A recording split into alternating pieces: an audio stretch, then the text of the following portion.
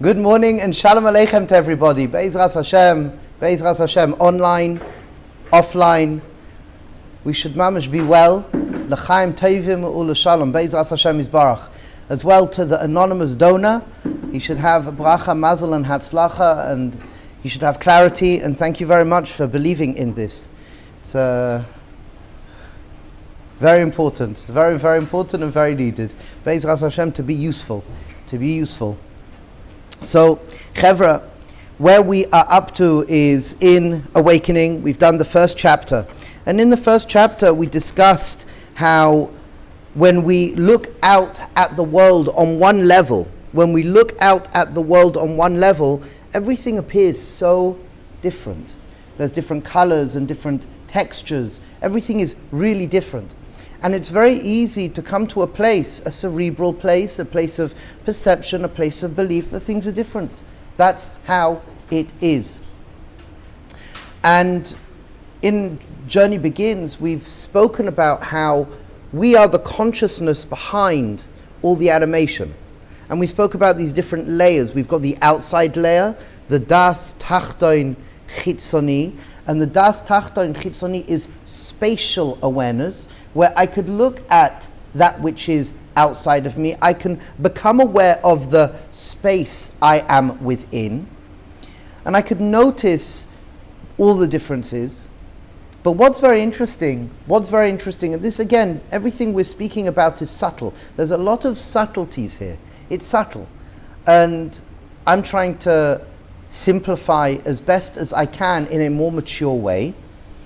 But that subtlety is that when you look at everything and you notice the differentiation, you notice how things begin and end, you notice colors, you notice textures, you notice the different surfaces.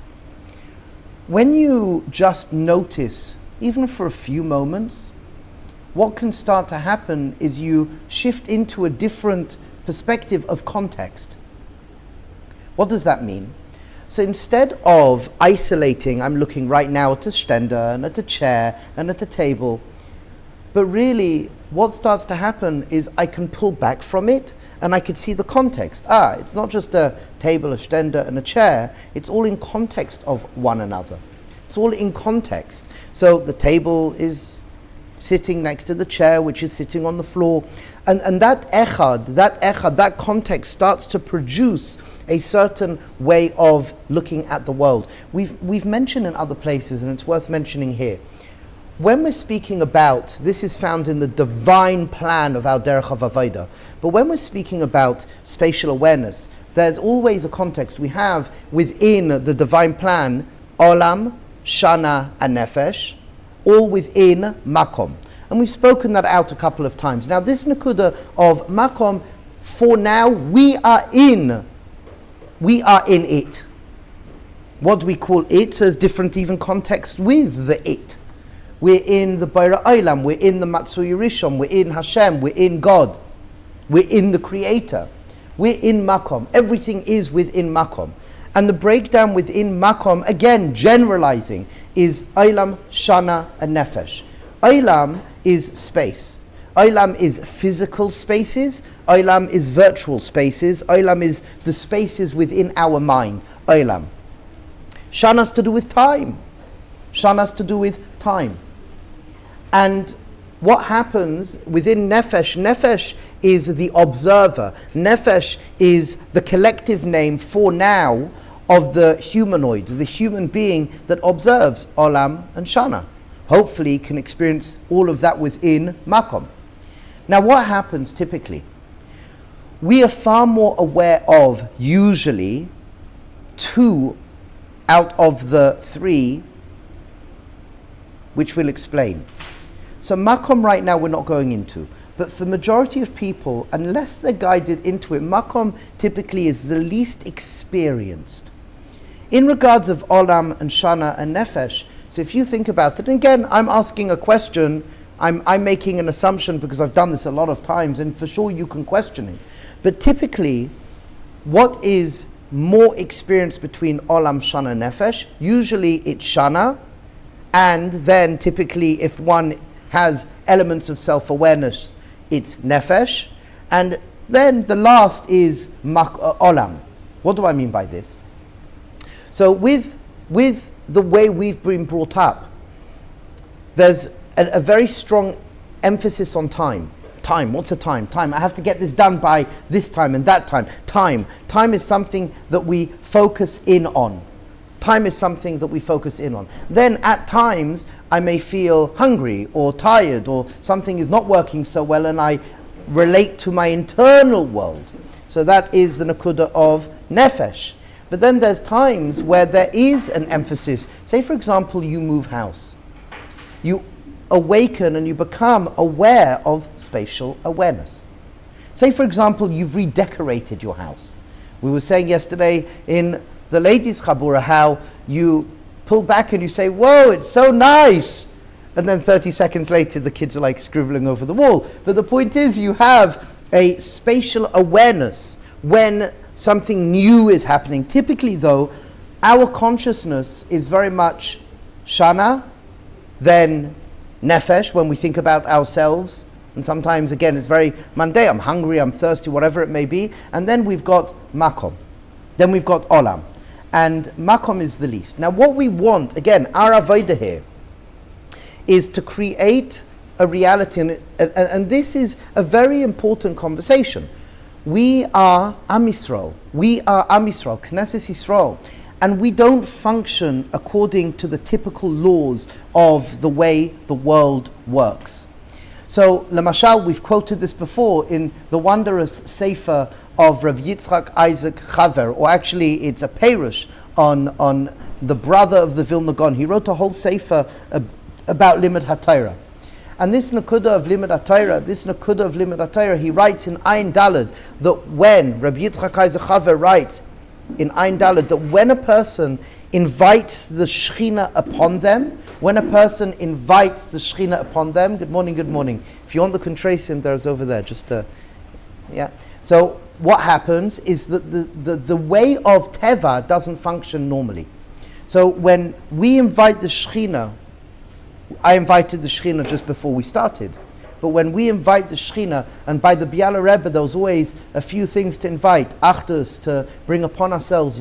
Achdus, Ol Malchut Shemaim, to invite the Shechinah. When we do this, and especially with the Shechinah, and the Shechinah rests upon us, Teva doesn't function the same way.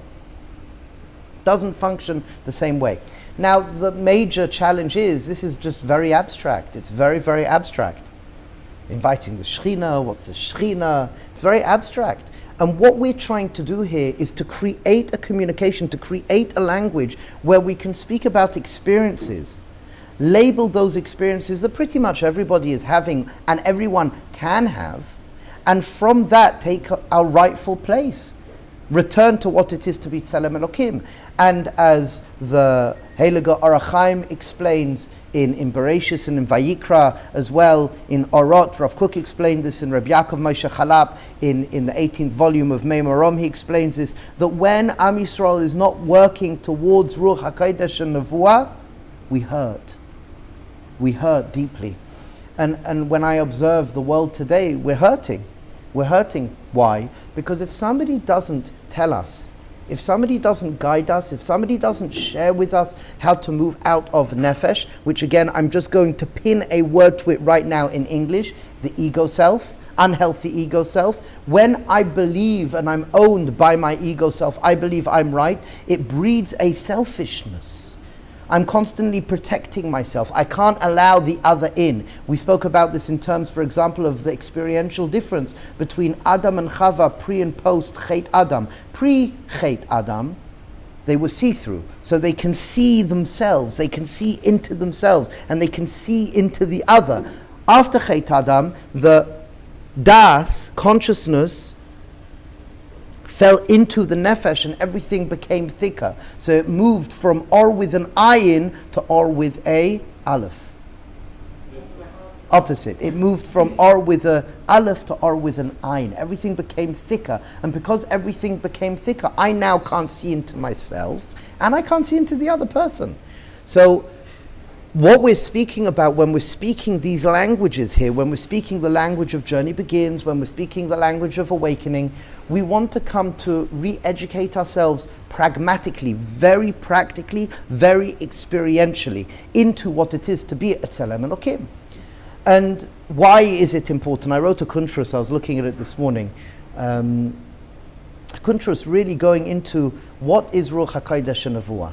It's about 200 pages. And it really breaks down what is Ruach HaKodesh, what is Nevuah, why is Ruach HaKodesh important to us? Who cares? Like what, is it just more spirituality?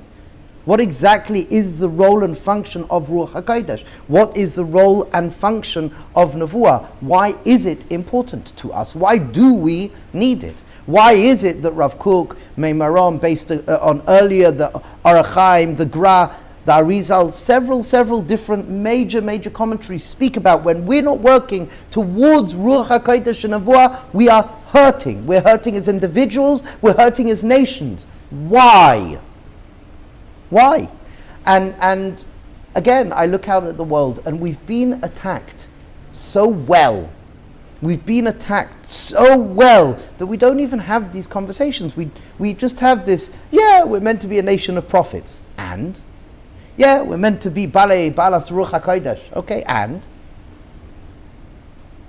that's typically where it ends. And there's this funny idea, it's deeply conscious. But if we do the same, just take the state of Israel. If we do the same for the last 70-something years, we spoke about this as well yesterday. If we keep on doing the same, obviously things will change.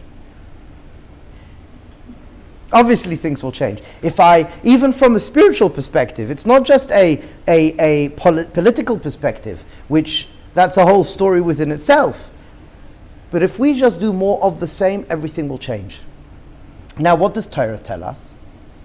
That there will be a shift and change, and there's hundreds of makars to show this. But that shift and change, everything starts with us, misad the makabel. Hashem gives, Hashem gives, Hashem gives. We have to take what the Borei Olam is giving us, and we have to turn it into something.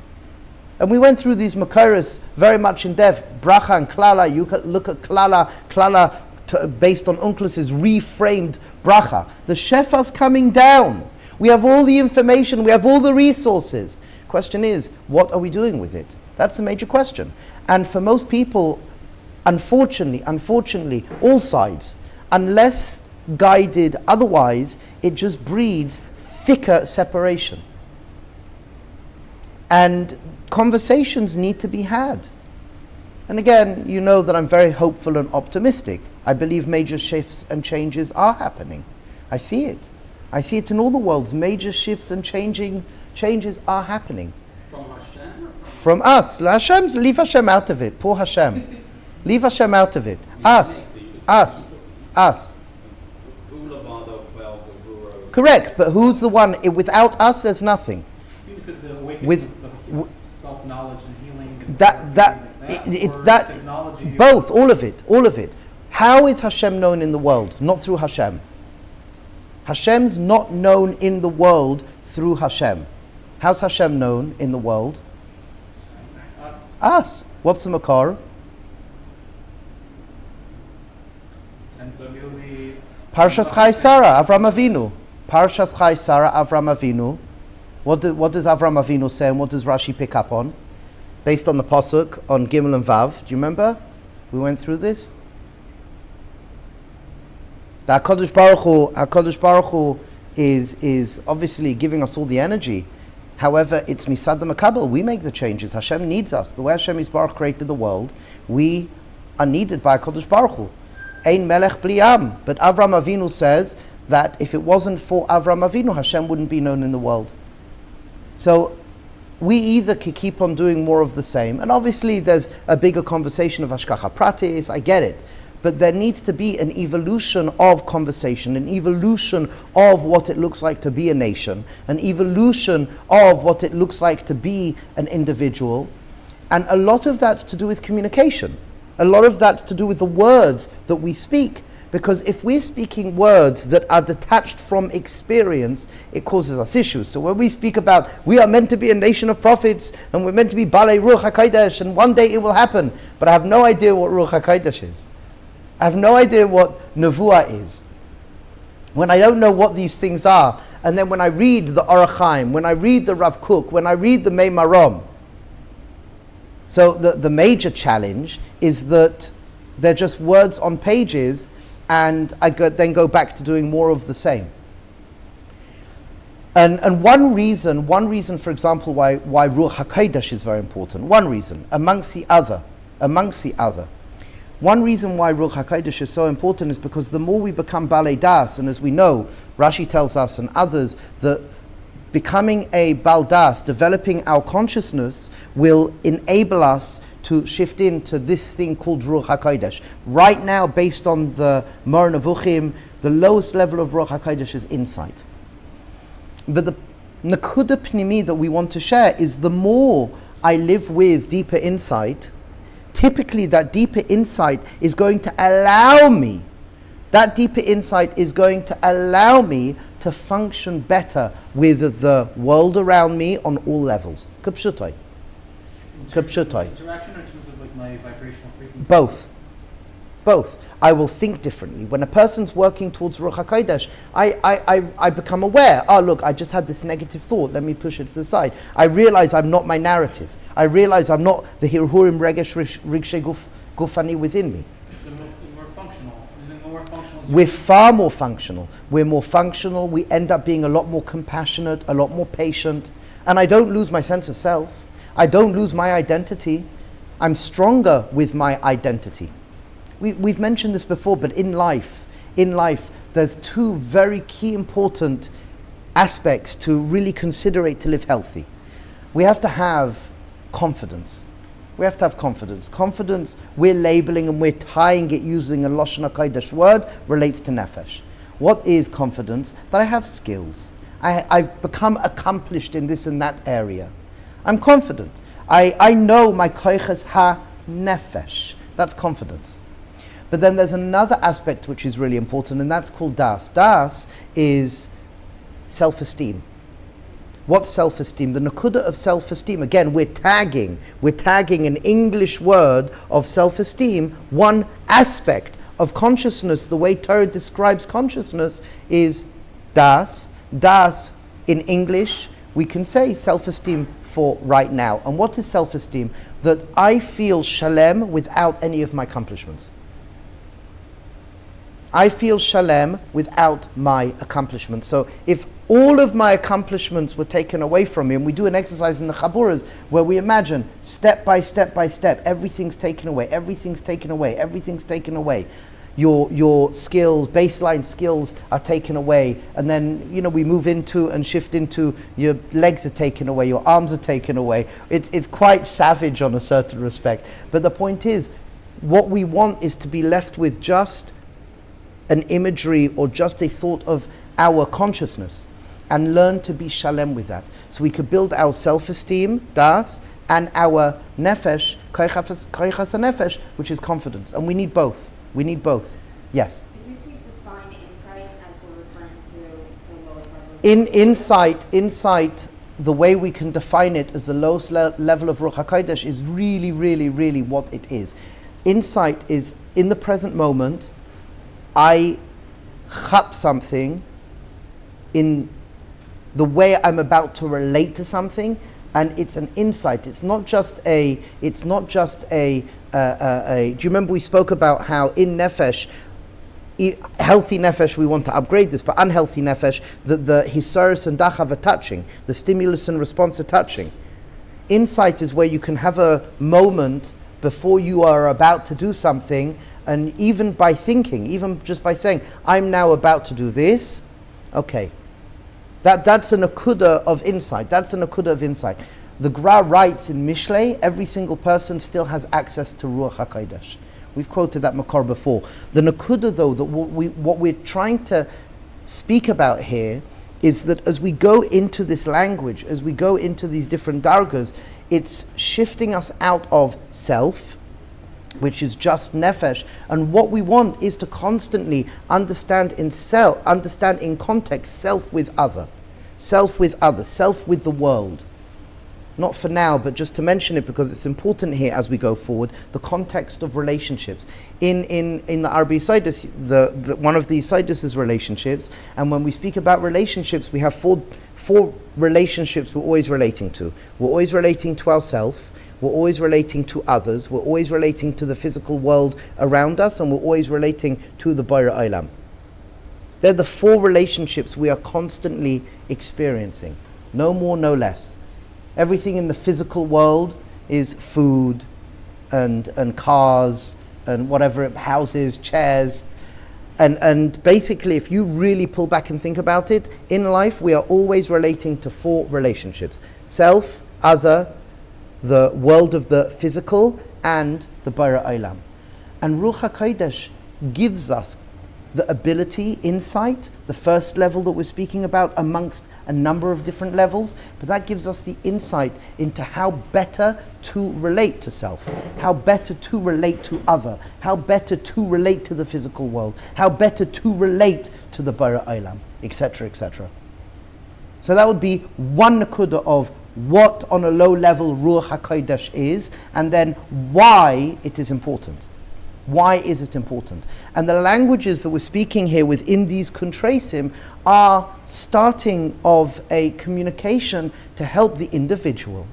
And hopefully it will spread. And it's one person at a time. It doesn't have to be everybody. It's one person at a time, because what we have shared before, Olam Katan, Olam Gadol.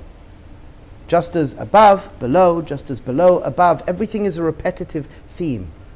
It's a repetitive theme. So your redemption is our redemption. Our redemption is your redemption. You are your own redemption, etc. Yes? I just would like to confirm that insight can exist in absence of any external manifestation, meaning I can recognize I'm about to yell at my kid because I'm stressed and angry and tense, and still yell at my kid. But that would be just having that even that recognition. So that's a very, very, very good point. Very, very, very good point. That yes, that a person can, for example, shout at their kids. They could be aware, I'm now about to shout at my kids, and still shout at their kids. So that would be that awareness. I'm about to, and in the conversation that we're speaking about.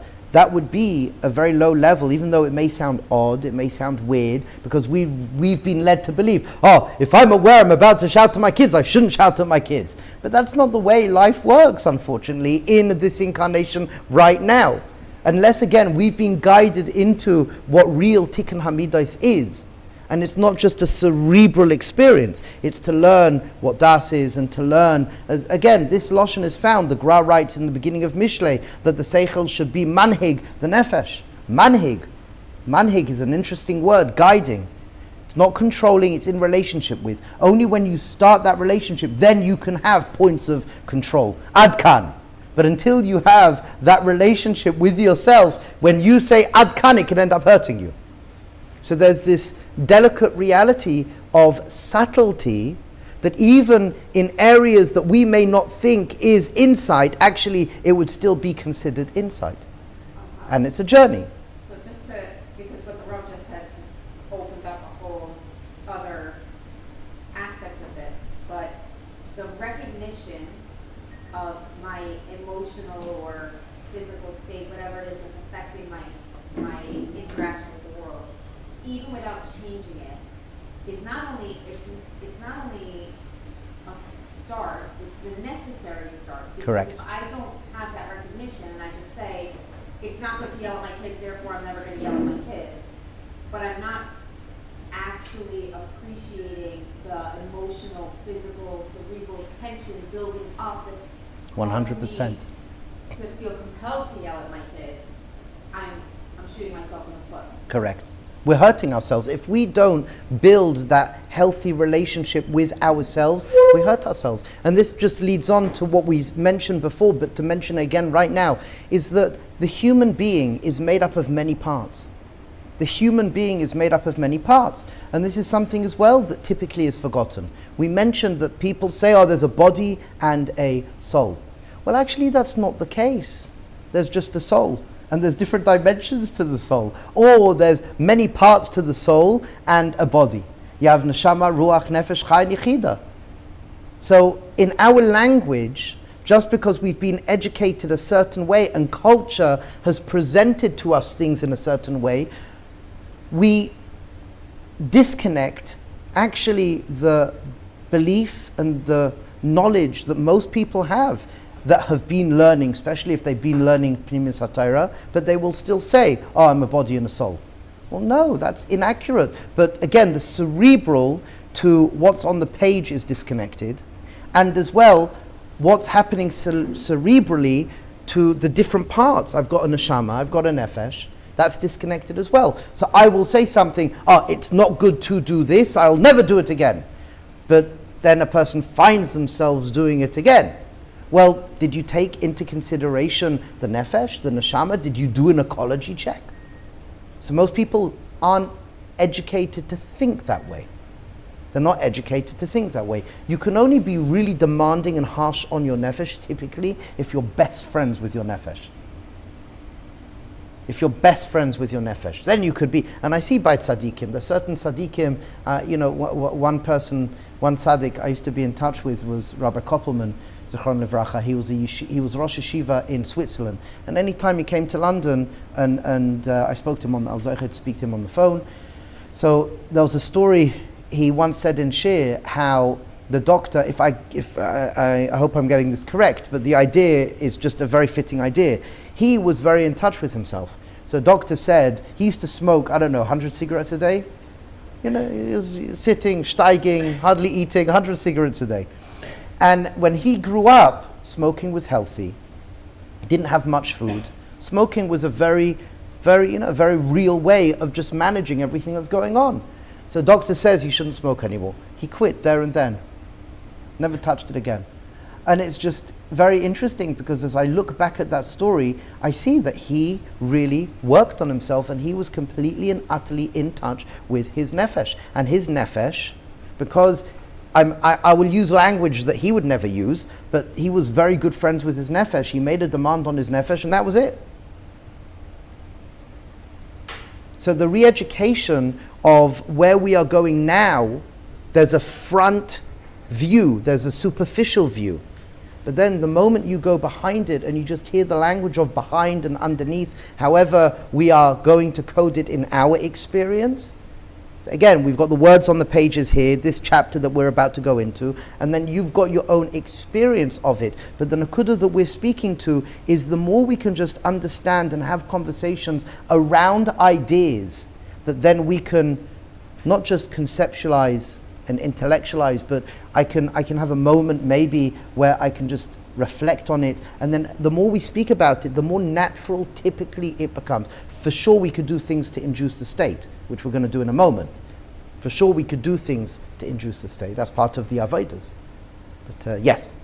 So just to take with the point the Rav just made, this idea of being the best friend with the Nefesh, that can also, there's a lot of nuance there, or at least some nuance there, because if someone can think that they're best friend with their Nefesh, but really their Nefesh is the one that's leading them. Correct. So, and I'm assuming, like, within this context, whether it be the Erev Rav or a Malik in general, right, their Mahalach is effectively to let the Nefesh lead and to say that's a good thing. Yes.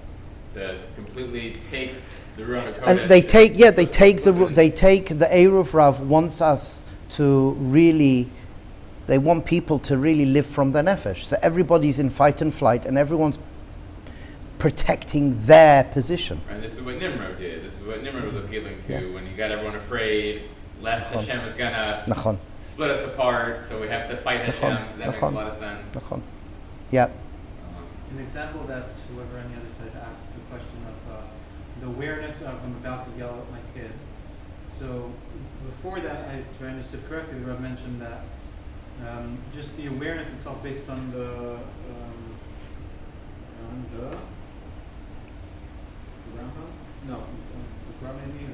well, it's based on a yisma. The awareness itself, even if a person's going to do the same bahar, heals himself. That's part of healing. That's based on actually the Yismach Yisrael of Alexander.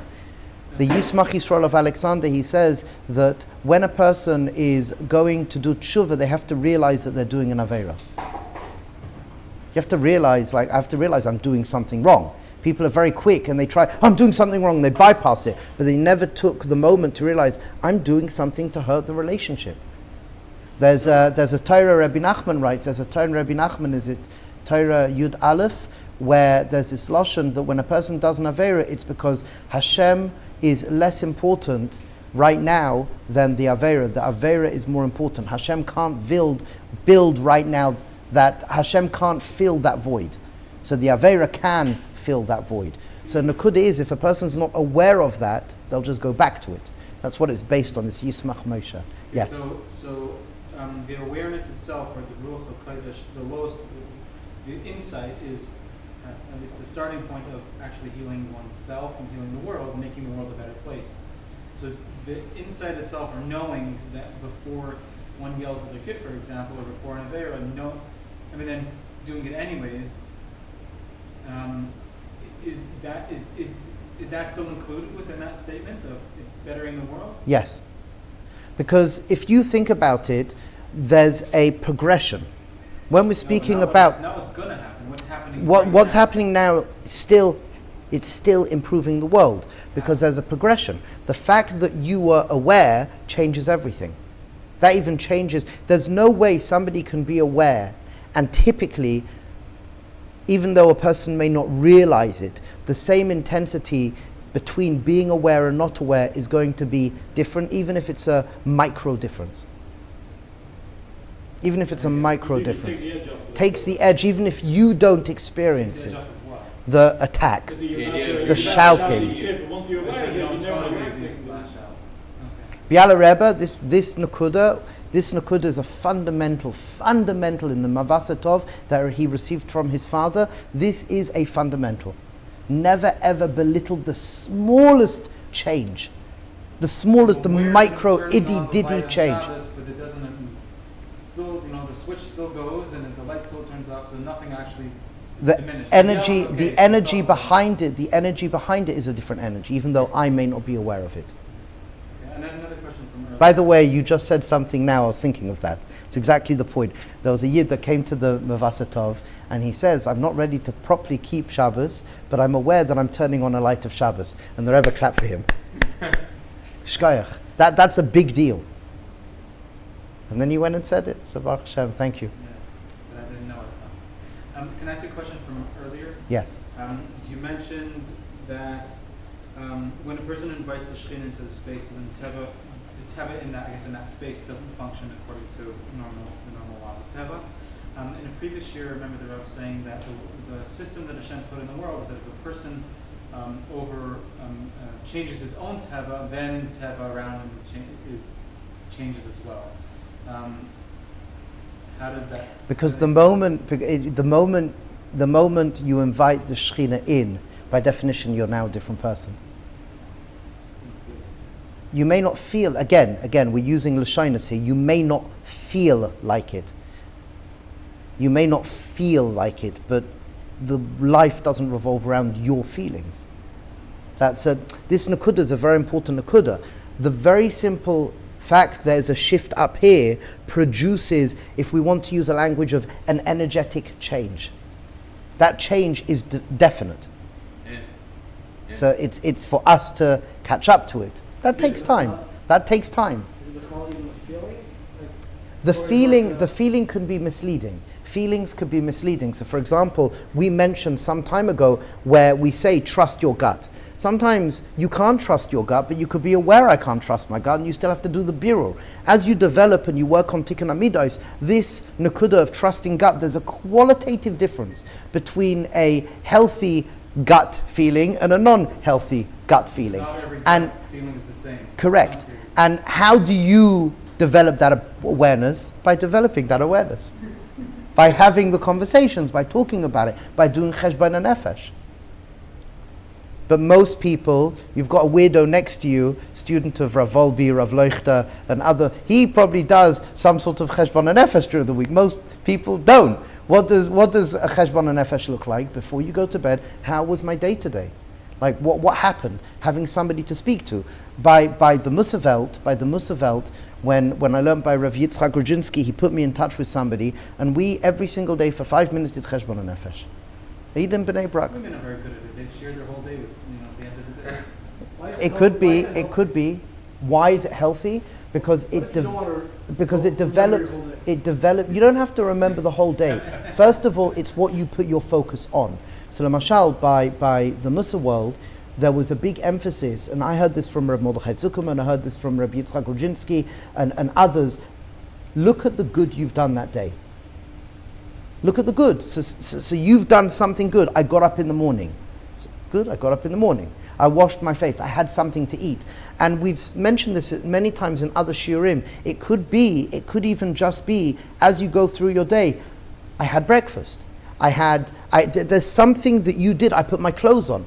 You find that one nekuda, and again, for the Biala Rebbe, this was a yisoid of avoda, mamash, yisoid of avoda. Never ever belittle the most smallest incy-wincy thing. Yeah, but then the small thing that you did that was good, and it builds. Also triggered something that. Not necessarily. But again, not necessarily, because that's the whole nakuda of habata. That's the whole nakuda of cheshbon nefesh. Cheshbon nefesh asks of us, invites us to be conscious as we do it.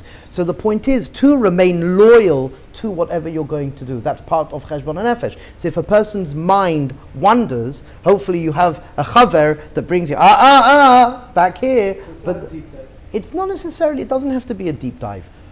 The Pilsner Rav used to say, success breeds success. Failure doesn't breed success. So the nakuda of finding that one successful stepping stone leads you forward.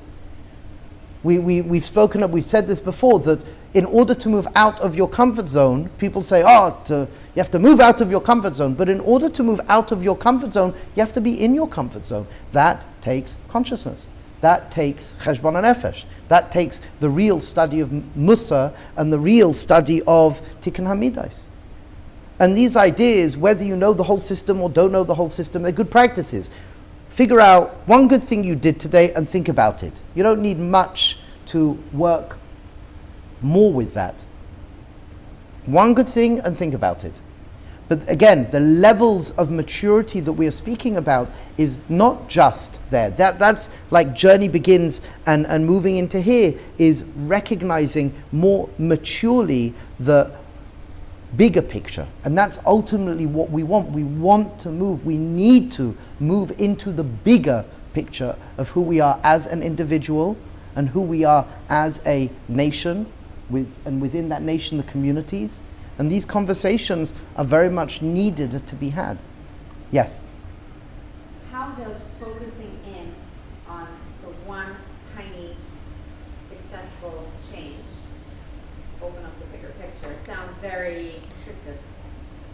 Think about it for a moment. If a person is just dwelling in negativity, they're not going to get anywhere. You find that one space and you practice that one practice, it will compound. 1 day, 2 day, Reish Mem Beis, Rabbi Nachman, Reish Pei Beis, Rabbi Nachman Azamra, Reish Pei. Find that one nakuda, and it will build. It will build. Yes. Like you connected to what you were saying before, if there's awareness right before you yell at your child, and then when you go to sleep at night, you never had a fully of yelling at your child, but you had that moment of awareness. If you can latch onto that, that will grow the next day, and then it moves to like the place where the awareness comes earlier, and the awareness comes as you're going down. Yeah. So you don't want to focus on the fact that you yelled at your kids. You want Correct. to focus on where you got that space, that space. Yeah. Again, what was just said, to make sure it's heard properly, is that if a person focuses on that one moment where they were aware, that awareness will develop and become earlier and earlier and earlier, and that's really one of the main nukudas that we discuss in Tikkun Hamidos. I think you kind of, Shmuley Modes touched on it, and then you kind of brushed it off a little bit, but I think it is, in my experience, a critical point that when you think about one thing or something in the day, which doesn't have to be everything in the day, to go a little bit deeper with that consciousness, just to be aware, why was that, where did that come, what did that say about me, in a positive way. In a positive way, yeah. Meaning it could be, you in a could positive look at the way, negative, yeah. You could look at why you did something wrong, but with a positive light. Light, when really you're being aware, it's wonder, so you're learning about yourself. But wouldn't ignoring the negative eventually pile up and So counteract it's and really, affect the positive? so it's very interesting. So the question was, would ignoring the negative pile up? So it's very, very interesting because the way we work is very linear on a certain respect. And if I work on, let's just say another klal that we've said before. Fear grabs our attention. Whatever you feed becomes stronger.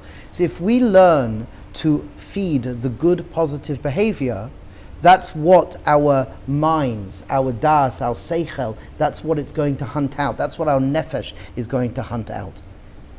And it's a practice. So the nakuda that we can share right now, if there's a midah that needs to be dealt with, deal with it. But typically what seems to happen, the more I am positive, the more I surround myself with good people, the more I put the proper nutrition into my mind, the more I have the conversations that I need to have, the natural, and this is again tiv'i, the natural effect, just by speaking about it repeatedly will enable for you to live differently and usually better. And those other voices quieten down. They quieten down and they don't necessarily affect you. But again, just talking to your point, that if there is a midah, if there is something that really needs to be worked on, it needs to be worked on. But typically what seems to happen for most people, the very simple fact, you are in a environment, a community with people that are speaking a certain language, that are relating to you a certain way, and that's Abrahamic vision. Caring, sharing, supporting, and encouraging with good, firm boundaries. Neged, which really the Abrahamic vision is growing out of the Eruv Rav. But it has to go both ways, otherwise you get frustrated if it's not going the other way as well. Again, it depends, it's context based. A person will get frustrated, but again, what's frustration? It's coming up from the nefesh. That's the negativity, that you're trying to stay positive, but the So negativity is- so you first is to become aware and allow it to go. You allow it out. You're not holding it. So if a person feels, I'm feeling negative here, allow it through. Allow it through. Takes but moments. Allow it through. You sit and you can gently rock and you could breathe. Come up and come through. Come up and come through. You allow it through. Allow it through. And it's something which is a very simple and very powerful avodah. Where I was educated to do this is Kriya Shema Lamita. Kriya Shema Lamita, when I'm about to say Kriya Shema Lamita and I do the Al Chetz, we do Al Pida Rizal, so part of the avodah before that is to do Cheshbon HaNefesh. And when we do Cheshbon HaNefesh, we look at the positive. However, if something that's unhappy for me, not good for me, comes up, I don't just hold on to it, I allow it through. I allow it through. And there's an exercise that we do. Say for example, like was said, say for example there is a feeling of resentment. I think about what the matzav is or was, and then what am I feeling right now about it? Like So if- someone said something to you that threw you off. Yes, if someone said something that threw me off, what I'm feeling a little bit sad. So allow it through. Allow it through. We'll speak more about that, Be'ezras Hashem.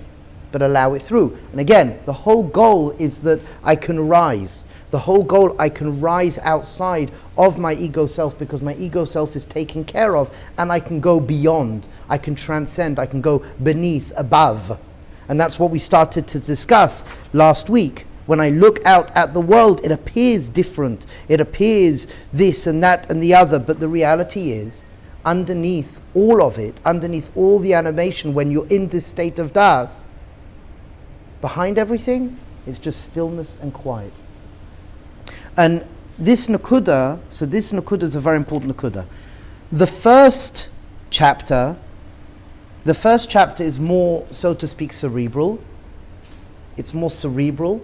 That when I'm sitting at the table, the world appears different. There's a white plate, a metal spoon resting on a wooden table with a velvet tablecloth. I'm going through a process which is a cerebral, logical, rational process that you can tag onto. Because we can all speak a language where I look out at the world and hopefully we can see different things. There's different things that are going on. then we laid a klal down that what we're saying, fundamental principle is behind it is where the quiet and stillness is, and behind it is where we want to be more. And this is an Indian of what we call hishtavus, shavisi HaShem lenegdi tamid. So the second chapter, going further beneath. So this is a very, very important klal in Avodas Hashem. Who do you need to prove your growth to? Who do you need to prove your growth to? Really, it's yourself. You have to prove it to yourself, and more specifically to your nefesh. You do. You need to prove to you that you can grow. So let me open this up. Your nefesh always wants to protect you. Your ego self always wants to protect you. So it will give you sentences to help protect you. Now, the Nefesh doesn't know good, bad, it doesn't know healthy, unhealthy. It will just do anything and everything it can to protect you. So for example, it will send a hirhur to you. You failed miserably last time at that, you think it's going to be any different now? Or, look at you, you got fat. Or, you're too thin. Or, you got wrinkles. Look, you're going white. Look, you think you could public speak, you're not going to public speak. Look, you think you could ride that bike, you're not going to ride that bike. Well, negative ones. Whatever it may be, there's positive as well. We want to, in our Avodas Hashem, create positive hirhurim. But all I'm trying to show is that your nefesh from one way of life will do everything it can do to protect you. You just picked up and used the word negative. The nefesh doesn't know negative or positive. Becoming a... Not negative, it's just self-bashing, and then I feel... But again, the nakuda is, you go on, you feel, go on. Do you do or do you not do that thing that you may have wanted to? Again, but then you walk around with shame. So again, that's just another regesh. That's another feeling, still coming from the nefesh. But the point is, correct. But it protected you not to do that thing it wanted to protect you from. But it didn't protect you from the. That's secondary. That's secondary. Your nefesh doesn't, because your nefesh doesn't know that. The other pain that it's protecting you from is much. Your nefesh doesn't know that. Your nefesh will do right now in the present moment whatever it can do to preserve what it feels it needs to do to protect you. It protects you from external stuff. Let it be external. It's protecting. In the nefesh, you are speaking more mature. That's the nakuda of das and seichel. That's what happens. It's protecting you from you're not. When you first time you got up to public speak, it was so embarrassing. So therefore, your nefesh says, never do it again. Correct. So now, whenever the opportunity presents itself, the emotions or speaking to anybody in the street can now feel shame. Correct. So now, and what will you do? Will you do it or will you not do it? You won't do, but you still walk around feeling shame. Again, you're going too complex. Why is it complex? Because your nefesh doesn't have that maturity to understand you will feel the same. In the present moment, at that point in time, your nefesh is like a child of 5. If you look at the Sefer Cheshbon HaNefesh, in the Hagdama of Cheshbon HaNefesh, he writes there, or it's actually in the beginning chapters, that your nefesh has the seichel of like a 5 to 7-year-old. So in the present moment, it will do whatever it can do to stop you from doing that thing, but it won't take into consideration shame and guilt. But that's part of protecting yourself. From a more mature perspective, that maturity is not within the nefesh. Could you say that it understand that that's like a pain which is manageable? It's a small amount. Yeah, it's embarrassing, but compared to that other pain of public speaking and having that experience of how you felt when speaking in public and not getting it right and you're embarrassed, that's something you can't even consider. I wouldn't even go that far. I'm even suggesting that that's even too mature for your nefesh. 1 second. Yes. Shame is a much more advanced emotion. It's born of other emotions. What your nefesh understands is good, bad. Right now, good. Like a bad. child, So good I'm or gonna bad. Speak to this person, it's bad. It feels bad. So I'm not going to speak to this person, so I don't feel that bad right now.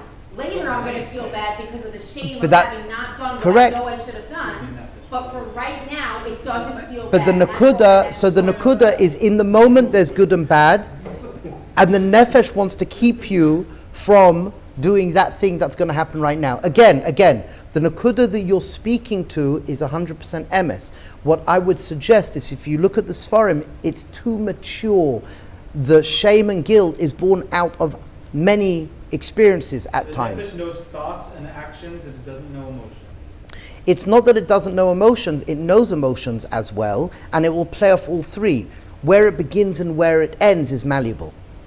Like shame is a wrong word. It's more of like fear of a Not good enough. Whatever we want to call it, whether we want to call it shame, whether we want to call it fear, whatever we want to do it. A memory of something that happened. Fine, so that whatever one wants to call it, but that's all coming from the nefesh. What's expected of us from this side of the avodah is to become aware of it and to recognize I'm not it, and I could be aware, and I can allow that thought to arise and through and out. I can allow that feeling to rise through and out. And the way we do that, again, habata, or just say hi, and eventually what starts to happen, the energy of that thought dissipates. And when it dissipates, you don't hear that thought or feeling time and time again. But that takes practice.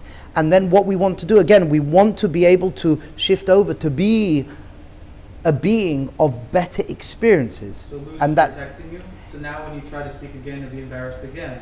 No. What starts to happen is you from Seichel, you from Das can have an internal conversation. If that fear comes up, you can say, when we were 6 years old, it's true to say we had that experience, because another dimension of the Nefesh is that wherever you were in that experience, that's where it's capped. So it could be a 6-year-old had an experience and now the person's 40 years old. So whenever a person starts to hear this voice, it's always as a 6-year-old. So when a person's 40, 35, 20, and they're starting to do these avodas, they can speak calmly and nicely to the voice and say, I know that's what happened, but trust me, we're going to do it again and see what happens. We're going to be curious.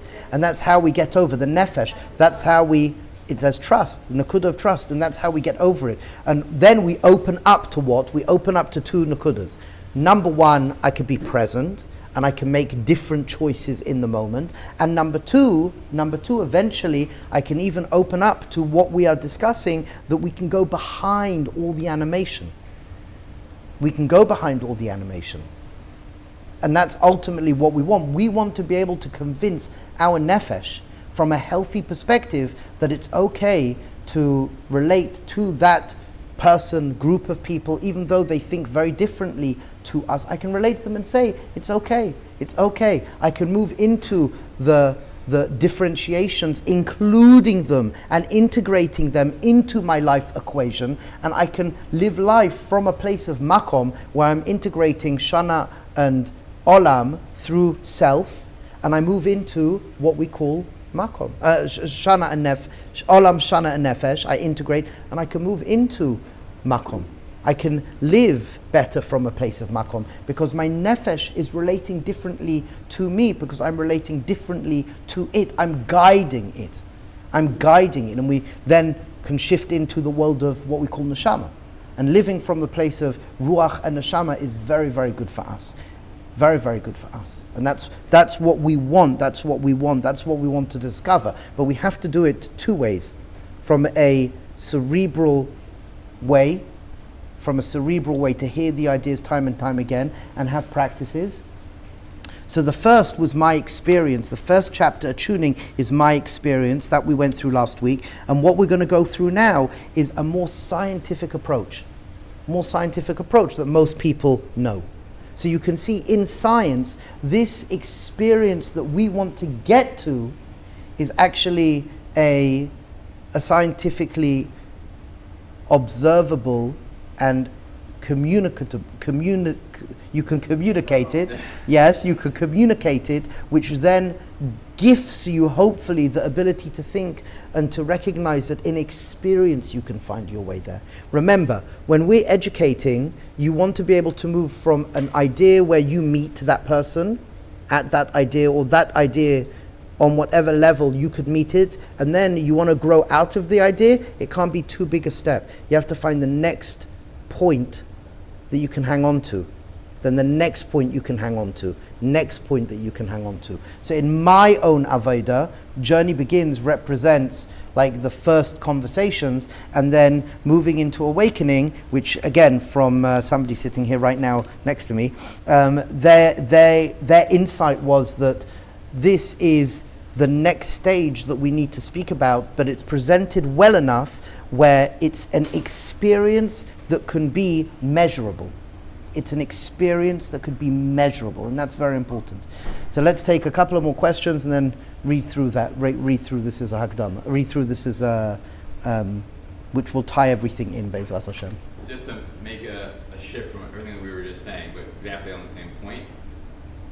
When you would do an Avera, your Nefesh... Not when I do an Avera. Shonim say when a person does an Avera. I don't want to do Averas. I made a note and then I forgot it. When someone would do an Avera, Chas v'Shalom, Lo Aleinu, then from the Nefesh perspective, the Nefesh is saying doing that Avera is a good thing. For whatever the reason, the Nefesh is telling Correct. you, right? It's Yes. interpreting it as good. Yes. So that's why you're willing to do it, Yes. because it comes across as good. In terms of, just like it's an opposite idea with all the stuff that would be bad. Yes. The Nefesh is telling you a certain Avera is good. In that moment.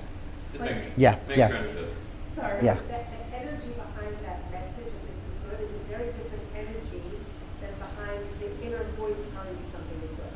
Like that communication of this is going to be good for you has a certain energy to it of like protected and like it has a different energy than that other voice when something says something's good. So, do you know what I mean? There's like two yeah. voices that Yes. the Nefesh's voice of it's good. You've got your cerebral will tell you, and part of your Nefesh Hirhur will tell you, don't do it. But then there's this other part which then connects as well to physical sensations and connects to emotions that can be very overwhelming. That's the struggle. The cerebral will tell you, your das will tell you, no, don't do. And it's an amazing thing how we can hold within our little self several different voices or emotions, literally one after the other, very, very quickly. And it's complex. It's really complex. The das, becoming more of a being functioning from das, allows us to cultivate, hopefully, to hold the chaos. Allows us to hold the chaos and build relationships with those different parts, and then make those different parts within us friends. Because even within us, you've got parts, it's like this part is very against this part, and this part is very, and it causes a lot of turmoil. It really does.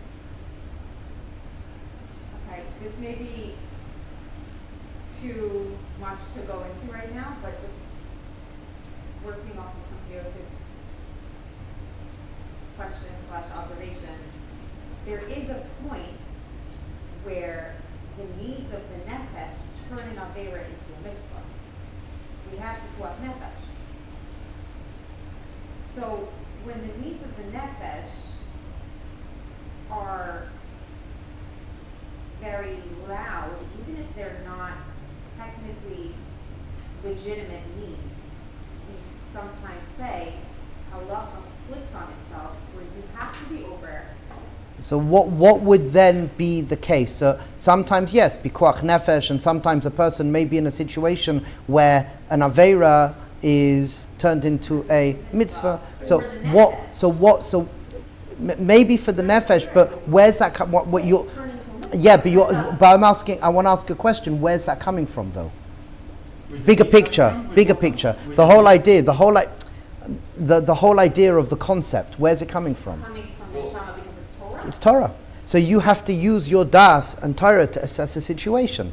But it's true that sometimes, again, there's parts inside of you, there's parts inside of all of us that will ask us to do something, and it's the only way in that aspect of self, it's the only way this could be expressed. It's the only way I'll be okay. So when somebody's fasting Yom Kippur and they're like, oh my God, I'm going to die. And I need to drink something or I'm going to die. But you go to a Rav and your Rav says, or a doctor, and the doctor says, you are not going to die. I see, based on this vital sign and this and this and this, you are not going to die. It's not the nefesh. Correct. So that's the nakuda, because now the nakuda, correct. But that's as well going behind the nefesh. You need to step away from the experience of the nefesh and actually evaluate the nefesh from an objective dot standpoint. Correct. Say, you're not going to die, you are going to die. This is where nefesh Correct. And And now- because the nefesh technically really does need it. Correct. And Either Torah says you have to- exactly. Either the Torah says, and somebody outside of you, which is das, the Rav is bechina of das, the Pesach, the person you're speaking to, is a bechina of das. They say yay or nay. But this, what we want, is to take this idea and now take this idea from all of us to move, have the ability to cultivate the ability to move out of ourselves to look at everything and anything like this. To become your own Rav and doctor to a certain extent. To a certain You can extent. recognize Correct. on a lower And level what you actually do and what you don't. correct. And a lot of the time, we realize that it's unhealthy parts of us shouting out loudly. So, That's a good question. yes, You mentioned earlier that it's good for us to be in Ruach and good for us to be in Shanah. Is the only way to, or not, what, is the way to get there, is it through Makom first? no, So, no, not at all. The way we can get to Makom is coming out of our Nefesh, Das. nothing to do with Ruach. Saying a person can Well, stay in Ruach. technically speaking, the Zohar Chadash tells us that Das sits at the top of Ruach. The Zohar tells us Das sits at the top of Ruach. So when I use the term Ruach or Das and Ruach, it's sitting at the top of Ruach. So let's read through this. And that, as a Hagdama, hopefully will guide us to the right questions to ask on it, just to make it that much, hopefully, real for us. So going further beneath. So again, last week we went through the very simple experience of looking out at the world and seeing things are different, but then shifting into a recognized understanding that behind it all there's something else. What that something else is, we don't know, but we can say oneness, echad. So now we're looking at it from a different perspective, same idea. If you imagine a line, the line represents the surface of life. This is what we see as we look around in a normative way. So first of all, stage one. I'm a human being, your average, typical, normal human being, just looking around. That's stage one. And I'm seeing a world like we said in the first chapter last week. A few hundred years ago, what became of interest to quantum physics and quantum mechanics is what was under this line. What do we know as reality? Or what was under this line that we know as reality? So there was a question asked. Can we go beneath? Is there something beneath? As they went under what was seen with the naked eye, they found many levels of reality beneath the superficial. And the deeper they go, it seems, the more unified reality becomes. So I've suggested something, and again, this was my own experience of figuring it out in a language that worked with me. So this is what I found. For example, scientists discovered molecules, which they then discovered are made up of atoms. They believed that atoms were the most basic building blocks of reality. Atom literally cannot be cut or reduced. And then they discovered electrons, neutrons, and protons. They went deeper and smaller, finding more and more subatomic particles. Eventually, quantum physics had to theorize the existence of what we call a unified field, a single theoretical framework that underpins all fundamental forces and all relationships between elementary particles. So again, what was happening is I was studying in my own little world, and what I came to realize is that here was a language that seemed to make sense to ideas I learnt in my Yiddishkeit. I then ran like a good little boy to a number of my teachers, shared these ideas to make sure that I wasn't an apikoros. For instance, they then discovered that electricity and magnetism are not separate forces, but the different manifestations of the same field of magnetism. Thank you. Could the singular field also be extended to account for natural forces, other natural forces? And by extension, could that singular field determine the relationships between all particles of mass?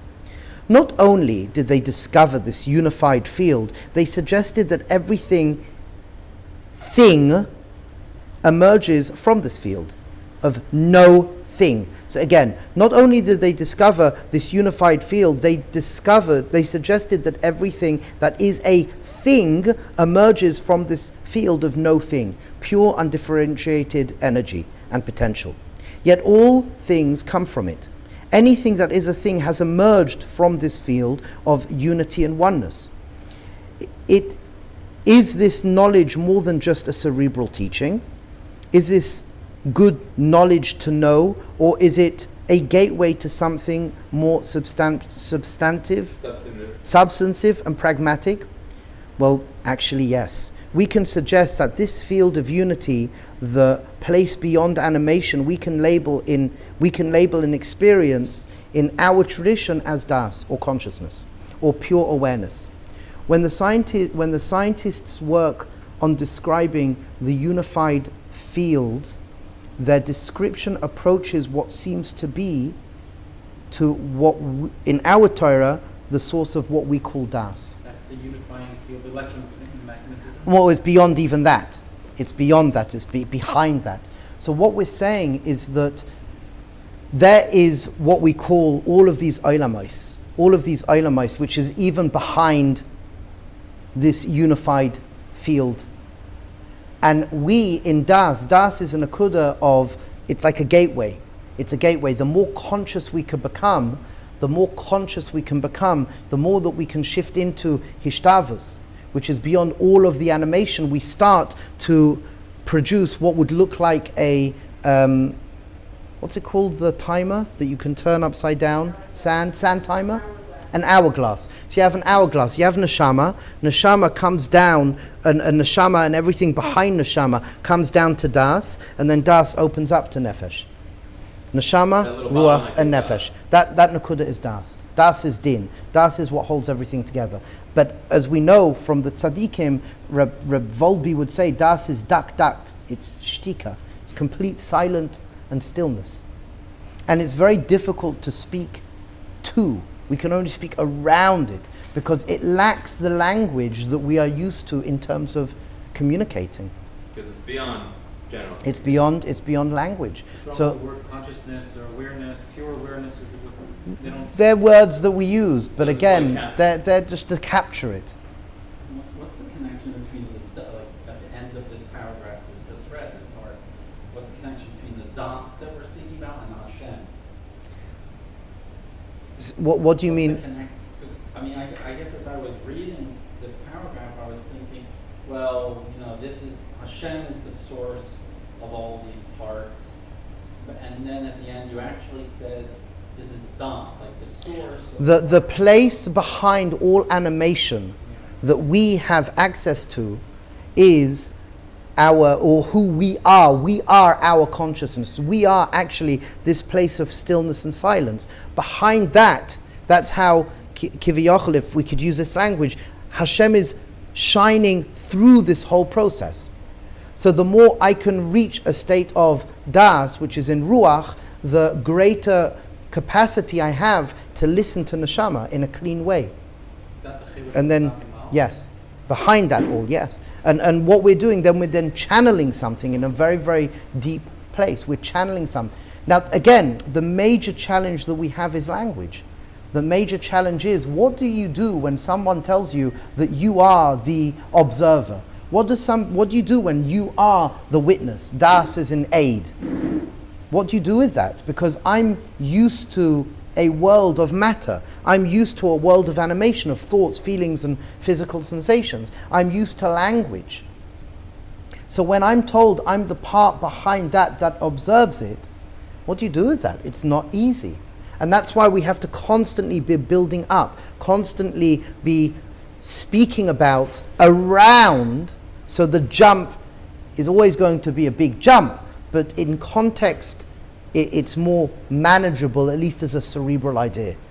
and to build out the analogies. So I could read through chapter 1 and chapter 2 a few times and cerebrally read through these words and work through it. So if you imagine there's a line that represents the service, okay, and I look around, okay. For example, scientists disturb molecules. Well, I learned that in school. Okay, I get that. Atoms. So what I see is behind this stender, what's keeping this stender together? Atoms. Okay, I get that. And then electrons. Fine. So then you come to this place where you pop out of everything that's been discussed into this place of no thing. So on a certain respect, and I put a disclaimer here, please understand, I put a disclaimer here. When the scientists work on describing this unified field, their description approaches what seems to be what in our Torah is sourced as das. When we speak about das in the Sfarim, you look at das. Das is the witness. And what das does. Das is this place of shtika. It's this place of stillness.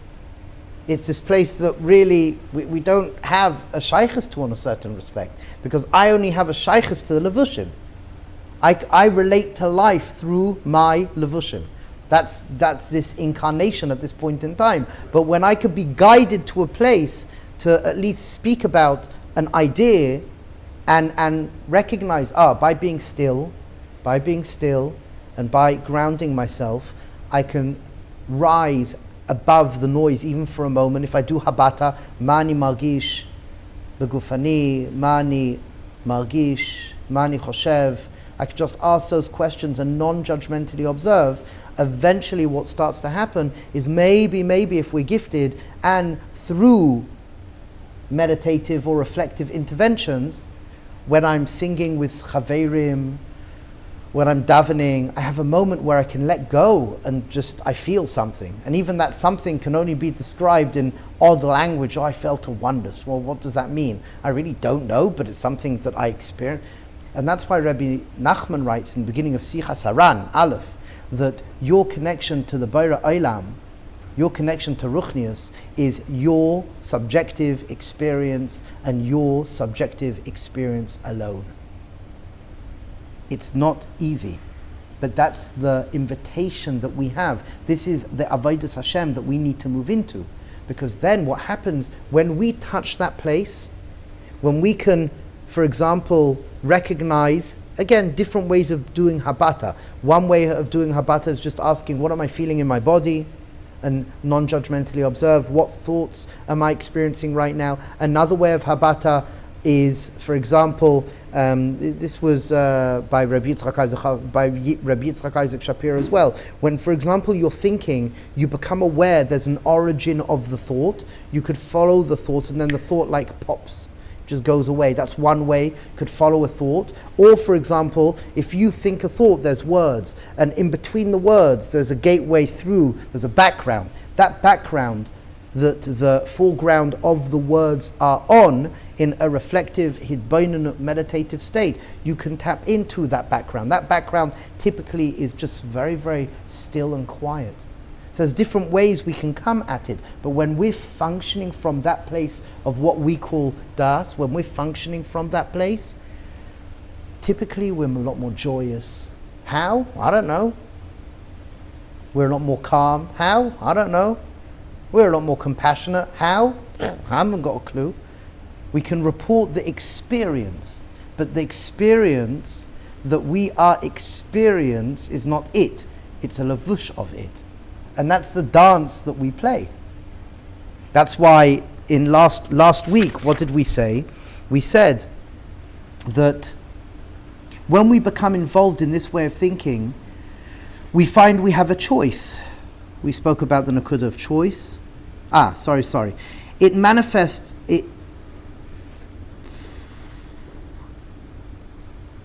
manifests more than just a cerebral acknowledgement, opening a doorway to an all-encompassing of experience of love and acceptance. While this oneness is very ethereal and abstract, love, acceptance, and joy are the outer layers, the lavush of that oneness that we can experience. So we're even speaking in terms of oneness, and that oneness is a lavush, page 13. That oneness is a lavush that we're just speaking about because we have to speak about it. We've been commanded to speak and to talk. But I'm stating the fact that it's not completely straightforward to speak about it. We speak around it. But the moment we can be guided into an experience, and everyone experiences differently, but there's general language we could use. So that silence behind all the animation, and this is what we'll speak about next week, that's our inheritance. This is how we accepted Torah. So even in our history, wherever you look, we have 2,000 years of Tov Vavo, 2,000 years of Torah, 2,000 years of Yemais Mashiach, which is an aspect of Neshama, Ruach, and Nefesh. Pardon? Nefesh is the 2,000 years of chaos. No, Oh. not necessarily correct. When we're speaking about Neshama, it's so big. We have nothing, it's chaos, because I can't hold it. It's so much light. So one view of it is Tov Vavo, Torah and Yemais Mashiach is we're now in Nefesh. We have to mataken the Nefesh. When we're speaking about Abraham, Yitzchak and Yaakov, it's Yitzchak. When we were makabel the Torah, we had to be fully healed of any ailments. When we were makabel the Torah, we were in a state of das. There was a proper, healthy alignment like there was in Gan Eden.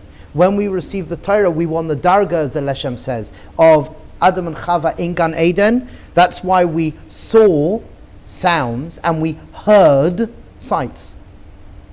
Because reality is completely different. This oneness was becoming A manifested oneness. It was rare. To the point the Torah was saying it. So okay, let's break up into our groups. And just take a moment to be mizbaina and just think about one thing you've heard. One thing you've heard. You've got the booklet, you could look through it again. One thing you've heard. What do you walk out with? And Be'ezras Hashem, to be mechazek and to remember chevra, it's a journey. It's a journey, it's an unfolding journey. I've said time and time again, don't take what I say too seriously. Let it wash over you. Let it wash over you. You were here, you heard this, that's enough. That really is enough.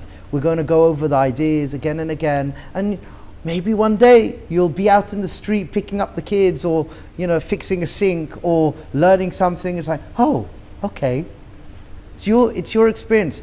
We just have to set up the vessel. We have to set up the vessel, and you can't do anything wrong. What we can do: caring, sharing, supporting, and encouraging with good, firm boundaries. Feel good in yourself. Feel good in your derech of avodah. However it manifests according to Shulchan Aruch.